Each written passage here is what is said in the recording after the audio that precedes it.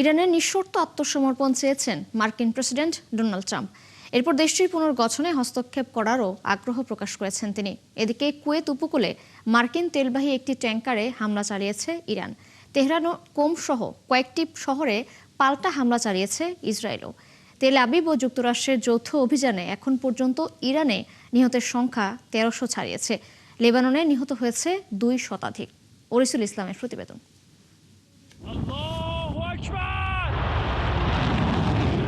টানা কয়েকদিন ধরে চলছে ইরান, ইসরায়েল ও যুক্তরাষ্ট্র জোটের সংঘাত, কিন্তু এতদিনেও বিন্দুমাত্র কমেনি যুদ্ধের গতি, বরং বেড়েছে।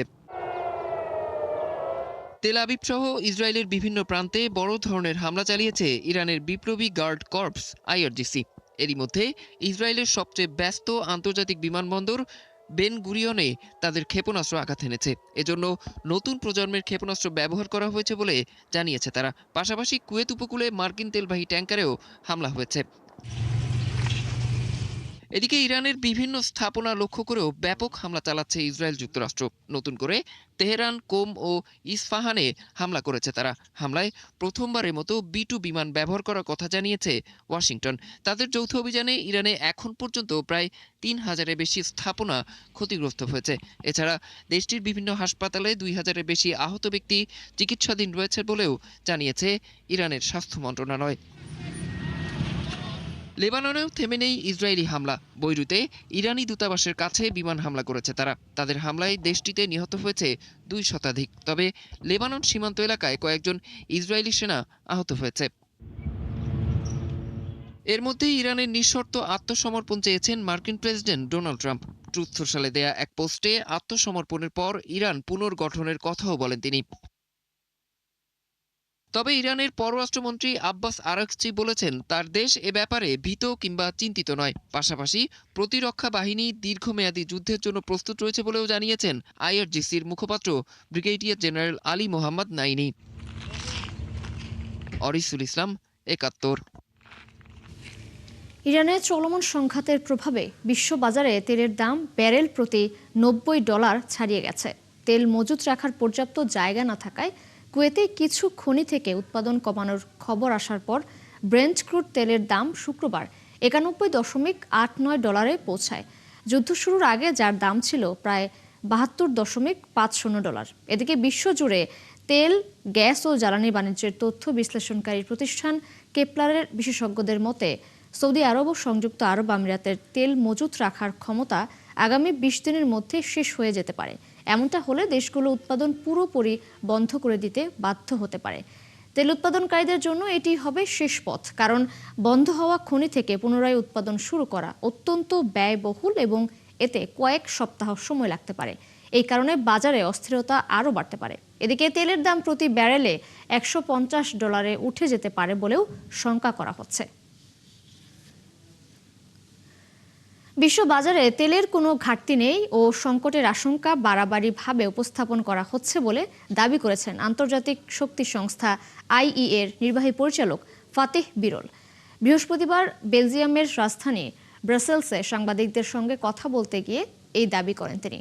সাংবাদিকদের তিনি বলেন, যুদ্ধের কারণে তেল পরিবহনে বাধা অনেক দেশের জন্য চ্যালেঞ্জ তৈরি করছে, কিন্তু বৈশ্বিক বাজারে পর্যাপ্ত পরিমাণ তেল রয়েছে। জরুরি মজুত তেল বাজারে ছাড়ার বিষয়টি IEA বিবেচনা করছে কিনা এমন প্রশ্নের জবাবে বিরল জানান, সব ধরনের বিকল্প নিয়ে তারা আলোচনা করছেন, তবে এই মুহূর্তে এ বিষয়ে কোনো সম্মিলিত পদক্ষেপ নেয়ারও পরিকল্পনা নেই বলেও জানান তিনি।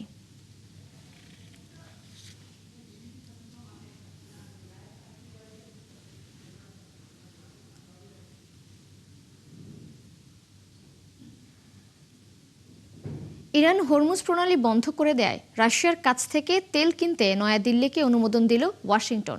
এর আগে রাশিয়ার কাছ থেকে তেল কেনায় ভারতের উপর শাস্তিমূলক শুল্ক আরোপ করেছিল যুক্তরাষ্ট্র। প্রেসিডেন্ট ট্রাম্প তখন দাবি করেছিলেন এই তেল বিক্রির অর্থ মস্কোকে ইউক্রেনে যুদ্ধ চালিয়ে যেতে সক্ষম করছে। দ্য গার্ডিয়ানের প্রতিবেদন অনুযায়ী ভারত যাতে সমুদ্রে আটকে থাকা রুশ তেল কিনতে পারে সেই জন্য যুক্তরাষ্ট্রের অর্থ মন্ত্রণালয় বৃহস্পতিবার ৩০ দিনের একটি ছাড় দিয়েছে। সামাজিক যোগাযোগ মাধ্যমে দেয়া এক বিবৃতিতে মার্কিন অর্থমন্ত্রী স্কট বেসেন্ট বলেন, এই স্বল্পমেয়াদী ব্যবস্থায় রুশ সরকারের বড় ধরনের আর্থিক লাভ হবে না, কারণ এতে কেবল সেই তেলের লেনদেনের অনুমতি দেয়া হয়েছে যা ইতিমধ্যেই সমুদ্রে আটকে আছে। জ্বালানি গ্যাসের দাম বৃদ্ধি নিয়ে একেবারেই চিন্তিত নন মার্কিন প্রেসিডেন্ট ডোনাল্ড ট্রাম্প। বৃহস্পতিবার রয়টার্সকে দেয়া এক সাক্ষাৎকারে এমনটাই জানান তিনি। জ্বালানি গ্যাসের দাম বৃদ্ধি সংক্রান্ত এক প্রশ্নের উত্তরে ট্রাম্প বলেন, যুদ্ধ শেষ হলেই দ্রুত দাম কমে যাবে, তাই এই মুহূর্তে গ্যাসের বাড়লেও দাম চিন্তিত নন ট্রাম্প। এ সময় তিনি জানান, লুইজিয়ানা ও টেক্সাস অঙ্গরাজ্যে ভূগর্ভস্থ জরুরি তেলের মজুত আছে যুক্তরাষ্ট্রের, তবে আপাতত এই মজুত ব্যবহার করতে চাইছেন না তিনি। হরমুজ প্রণালী দিয়ে জাহাজ চলাচল স্বাভাবিক হলেই বৈশ্বিক জ্বালানির বাজার আবার আগের অবস্থায় ফিরবে এবং শিগগিরই তা ঘটবে বলেও মন্তব্য করেন ট্রাম্প। হরমুজ প্রণালী নিয়ে নতুন বার্তা দিয়েছে ইরান। ইরান বলছে প্রণালীটি সম্পূর্ণভাবে বন্ধ করার পরিকল্পনা নেই তাদের, তবে যুক্তরাষ্ট্র ও ইসরায়েলের কোনো জাহাজকে তারা ছাড় দেবে না। ইরানের সামরিক বাহিনীর এক মুখপাত্র জানিয়েছেন, চলমান যুদ্ধের কারণে প্রণালীতে জাহাজ চলাচল কমে গেছে। যে কোনো জাহাজ চাইলেই হরমুজ প্রণালী অতিক্রম করতে পারে, কিন্তু নিরাপত্তার দায়িত্ব নিজেদেরই বহন করতে হবে। তবে তিনি সতর্ক করে বলেছেন, ইসরায়েল বা যুক্তরাষ্ট্রের কোনো জাহাজ এই প্রণালী অতিক্রমের চেষ্টা করলে সেগুলোকে লক্ষ্যবস্তু করা হবে। মধ্যপ্রাচ্যের সংঘাত ছড়িয়ে পড়ার গুরুত্বপূর্ণ সমুদ্রপথ হরমুজ প্রণালী দিয়ে পণ্য ও তেলবাহী জাহাজ চলাচল বন্ধ হয়ে যায়। তবে নতুন ঘোষণায় প্রণালীটি দিয়ে তেলবাহী ট্যাঙ্কার চলাচল বাড়াতে পারে বলে মনে করছেন সংশ্লিষ্টরা। বিদেশে যুক্তরাষ্ট্রের সামরিক শক্তি ব্যবহার করার ক্ষেত্রে মার্কিন প্রেসিডেন্ট ডোনাল্ড ট্রাম্পের হিসাব নিকাশ ছিল এমন যে এই সামরিক অভিযান চালাতে খুব কম সংখ্যক মার্কিন নাগরিকের প্রাণহানি হবে এবং অর্থনীতিতে সামান্যই প্রভাব পড়বে। তবে ইরানের যুদ্ধের শুরুর দিনগুলোতেই ট্রাম্পের সেই ধারণা চ্যালেঞ্জের মধ্যে পড়ে গেছে। সৃষ্টি ঘটকের রিপোর্ট। ইরানের সঙ্গে যুদ্ধে ইতিমধ্যেই ৬ জন মার্কিন সেনা নিহত হয়েছেন। উপসাগরীয় অঞ্চলের মিত্র দেশগুলো হামলার মুখে পড়েছে। টালমাটাল হয়ে গেছে শেয়ার বাজার। গ্যাসের দাম বাড়ছে। ধারণা করা হচ্ছে যুক্তরাষ্ট্রের সামরিক বাহিনী প্রতিদিন লাখ লাখ ডলার খরচ করছে। ইরানের রাষ্ট্রীয় গণমাধ্যম ও স্থানীয় স্বাস্থ্য কর্মকর্তারা জানিয়েছেন, দেশটিতে মেয়েদের একটি প্রাথমিক বিদ্যালয়ে নির্বিচার বিমান হামলায় ১৭৫ জন নিহত হয়েছে। ট্রাম্প প্রশাসন বলছে, এই হামলার জন্য কে দায়ী তা নিয়ে তারা তদন্ত করছে। খোদ মার্কিন তদন্তে ইঙ্গিত মিলেছে এই হামলার জন্য সম্ভবত যুক্তরাষ্ট্রই দায়ী। এখন পর্যন্ত কোনো মার্কিন স্থলসেনা ইরানের ভেতরে প্রবেশ করেনি। তবে ট্রাম্প প্রশাসন সেনা মোতায়েনের সম্ভাবনাকে পুরোপুরি নাকচ করেনি। মার্কিন প্রতিরক্ষামন্ত্রী পিট হেগসেথ বুধবার ইঙ্গিত দিয়েছিলেন, এই সংঘাত হয়তো অল্প সময়ের মধ্যে শেষ হবে না। গত শনিবার থেকে ইরানের বিরুদ্ধে নতুন দফায় আগ্রাসন শুরু করেছে যুক্তরাষ্ট্র। এই আগ্রাসন চালানোর সিদ্ধান্ত নেওয়ার ক্ষেত্রে ট্রাম্প প্রশাসন পূর্ববর্তী সময়ের ধারাবাহিক সামরিক সাফল্য থেকে সাহস ও আত্মবিশ্বাস পেয়েছিল। ট্রাম্প প্রশাসনের দৃষ্টিতে ওই সামরিক সাফল্যগুলো দ্রুত এসেছিল। এর আগে ট্রাম্পের নেতৃত্বে যুক্তরাষ্ট্রের সামরিক বাহিনী অভিযান চালিয়ে ভেনেজুয়েলার প্রেসিডেন্ট নিকোলাস মাদুরোকে আটক করেছে, ইরানের পারমাণবিক স্থাপনাগুলোতে হামলা চালিয়েছে, ইয়েমেনে হুথি যোদ্ধাদের লক্ষ্য করে হামলা চালিয়েছে, ক্যারিবীয় অঞ্চলে সন্দেহজনক মাদকবাহী নৌযান ধ্বংস করেছে এবং সন্ত্রাস বিরোধী অভিযানের অংশ হিসেবে ইরাক, নাইজেরিয়া ও সোমালিয়ায় বিভিন্ন লক্ষ্যবস্তুতে বোমা হামলা চালিয়েছে। এসব অভিযান দ্রুতই শেষ করা হয়েছিল। ট্রাম্প প্রশাসনের দৃষ্টিতে এসব অভিযান সফল ছিল। এতে মার্কিন নাগরিকদের প্রাণহানি বা অর্থ ব্যয়ের পরিমাণ ছিল খুবই কম। তবে যুক্তরাষ্ট্র ও ইসরায়েল যৌথভাবে ইরানের বিরুদ্ধে নতুন করে যে আগ্রাসন শুরু করেছে তা শুধু এমন দ্রুত সময়ের অভিযানের মধ্যে সীমাবদ্ধ নাও থাকতে পারে। বিশেষ করে ট্রাম্প প্রশাসন যদি ইরানের শাসক গোষ্ঠীকে পরিবর্তন করতে চায়, তাহলে যুদ্ধটা দীর্ঘ হতে পারে বলেই মনে করছেন আন্তর্জাতিক বিশ্লেষকরা। সৃষ্টি ঘটক, ৭১।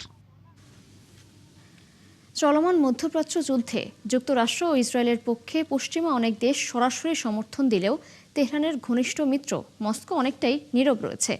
এদিকে মার্কিন কর্মকর্তারা অভিযোগ করেছেন, মধ্যপ্রাচ্যে মার্কিন জাহাজ, বিমান ও রাডার সিস্টেমের অবস্থান সম্পর্কে ইরানকে গোয়েন্দা তথ্য সরবরাহ করছে রাশিয়া।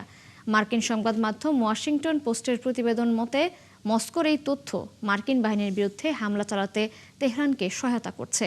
সূত্রগুলোর দাবি, এই ধরনের সহায়তার মাধ্যমে রাশিয়া সরাসরি যুদ্ধে অংশ না নিলেও পরোক্ষভাবে সংঘাতে জড়িয়ে পড়ছে। তবে এ বিষয়ে মস্কো এখনো আনুষ্ঠানিক কোনো মন্তব্য করেনি।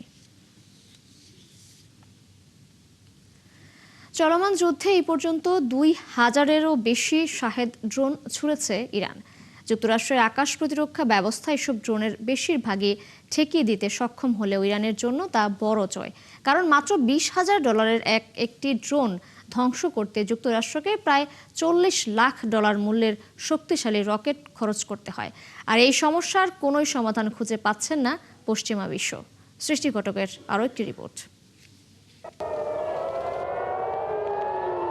ইরানের শাহেদ সিরিজের কামিকাজে ড্রোন এখন যুদ্ধক্ষেত্রে এক ভয়ঙ্কর আতঙ্ক হয়ে উঠেছে। এর রয়েছে জ্বালানি সাশ্রয়ী ইঞ্জিন, রাডার এড়িয়ে যাওয়ার সক্ষমতা এবং 40 থেকে 50 কেজি বিস্ফোরক বহনের ক্ষমতা। মাত্র 20,000 থেকে 50,000 মার্কিন ডলারে একটি শাহেদ ড্রোন তৈরি করা যায়। বিপুল পরিমাণে উৎপাদন করা সম্ভব বলে এসব ড্রোন দিয়ে যে কোনো দেশের আকাশ প্রতিরক্ষা ব্যবস্থাকে সহজেই দিশেহারা করে দেওয়া সম্ভব। শাহেদ 131 ও 136 সিরিজের এসব ড্রোন মূলত সাধারণ মানের ক্রুজ ক্ষেপণাস্ত্র। ইসরায়েল ও যুক্তরাষ্ট্রের সঙ্গে সংঘাতে ইরান এগুলোকেই প্রতিরোধের প্রধান অস্ত্র হিসেবে ব্যবহার করছে। শত শত মাইল পাড়ি দিয়ে ড্রোনগুলো সামরিক ঘাঁটি, তেল শোধনাগার ও বেসামরিক স্থাপনায় নিখুঁতভাবে আঘাত হানছে। হাইপারসনিক গতি বা অত্যাধুনিক স্টিলথ প্রযুক্তি নয়, বরং এ ড্রোনের মূল শক্তি হলো এর বিপুল সংখ্যা।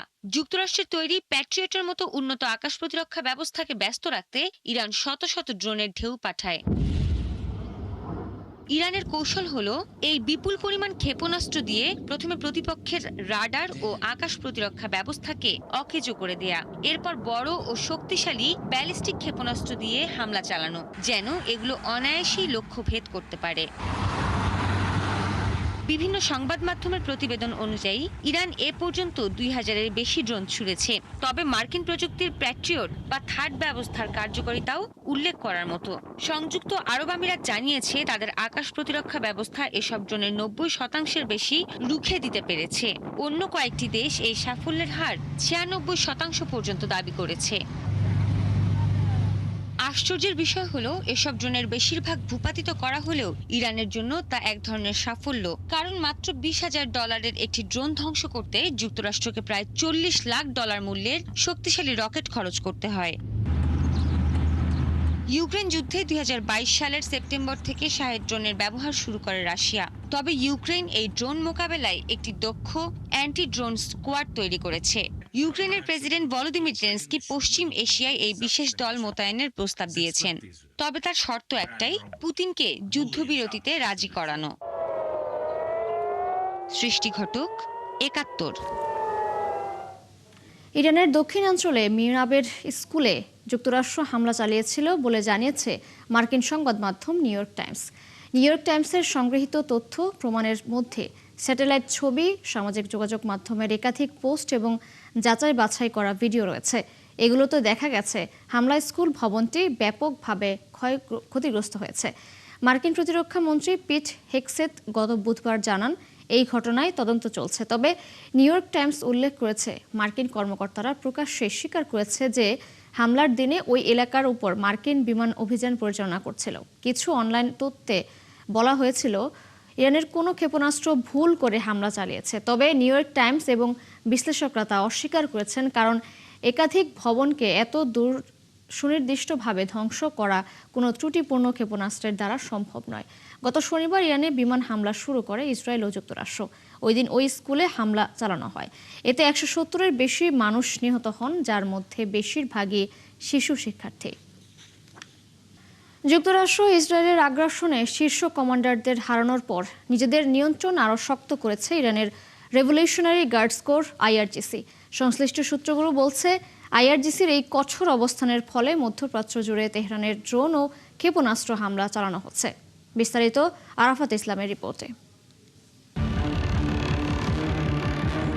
ইরানের রেভলিউশনারি গার্ড কর্পস IRGC বর্তমানে ইরানের প্রায় প্রতিটি কৌশলগত সিদ্ধান্তের সঙ্গে যুক্ত। এমনকি যুদ্ধের আগের চেয়েও এখন তাদের প্রভাব অনেক বেশি। এছাড়া রাজনৈতিক নেতৃত্বে এখন যে শীর্ষ 3 ব্যক্তি রয়েছেন তারা সবাই সাবেক IRGC সদস্য। এটিও বাহিনীর জন্য একটি বড় শক্তি। নেতৃত্ব শূন্যতা আশঙ্কা আগেই টের পেয়েছিল আইআরজিসি। এমন কঠিন সময় যে আসতে পারে তার আন্দাজ থেকেই মাঠ পর্যায়ের কর্মকর্তাদের হাতে সিদ্ধান্ত নেয়ার ক্ষমতা দিয়ে রেখেছে শীর্ষ কর্মকর্তারা। গেল সপ্তাহে যুক্তরাষ্ট্র ও ইসরায়েলের যৌথ হামলা শুরুর আগেই বিপ্লবী গার্ড বাহিনী এই কৌশল সাজিয়ে রেখেছিল। তবে এটাই এখন বিপত্তির কারণ হয়ে দাঁড়িয়েছে। মধ্যম সারির কর্মকর্তাদের সিদ্ধান্তে প্রতিবেশী দেশগুলোতে ব্যাপক হামলা চলছে, আর এতে যুদ্ধ আরও ছড়িয়ে পড়ার আশঙ্কাও তৈরি হয়েছে। ইসরায়েলকে লক্ষ্য করে আইআরজিসি যতটা না হামলা চালিয়েছে তার চেয়ে অনেক বেশি গুণে হামলা হয়েছে মধ্যপ্রাচ্যের দেশগুলোতে। মার্কিন ঘাঁটি লক্ষ্য করে গত বুধবার ন্যাটো সদস্যভুক্ত দেশ তুরস্কেও ইরানের বিরুদ্ধে হামলার অভিযোগ উঠেছে, যদিও ইরান ওই হামলার কথা অস্বীকার করে। আইআরজিসির এই শক্ত অবস্থান ভাবনায় ফেলেছে যুক্তরাষ্ট্র ইসরায়েলকে। সহজে যুদ্ধ জয়ের সমীকরণ কঠিন হয়ে দাঁড়িয়েছে আইআরজিসির দৃঢ় অবস্থানে। যুক্তরাষ্ট্র ভিত্তিক গবেষণা সংস্থা ইউনাইটেড এগেইনস্ট নিউক্লিয়ার ইরানের আইআরজিসি বিষয়ক গবেষণা প্রধান কাজরা আরাবি জানান, শনিবার আয়াতুল্লাহ আলী খামেনির মৃত্যুর পর পরবর্তী সর্বোচ্চ নেতা এই বাহিনীর ক্ষমতাকে আরও পাকাপোক্ত করতে পারে। বিশ্লেষকদের মতে যুদ্ধের শুরুর পর থেকে আইআরজিসি অনেক বেশি প্রভাবশালী হয়ে উঠেছে। বর্তমানে প্রতিটি বড় সিদ্ধান্তের সঙ্গে রয়েছে তাদের সম্পৃক্ততা।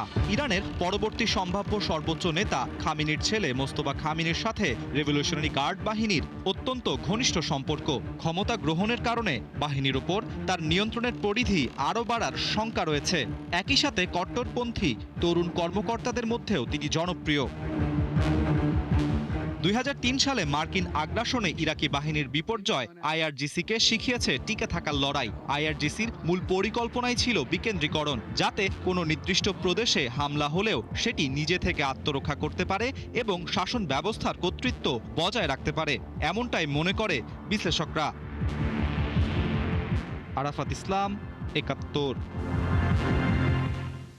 এই ছিল এখনকার আয়োজনে। বিশ্বের আরও নতুন কিছু খবর ও বিশ্লেষণে দুপুর ১:৩০টায় আবারও হাজির হবে বিশ্বযোগ। চোখ রাখুন ৭১-এর ফেসবুক পেজে এবং সাবস্ক্রাইব করুন ৭১-এর ইউটিউব চ্যানেল। থাকুন ৭১-এর সাথেই।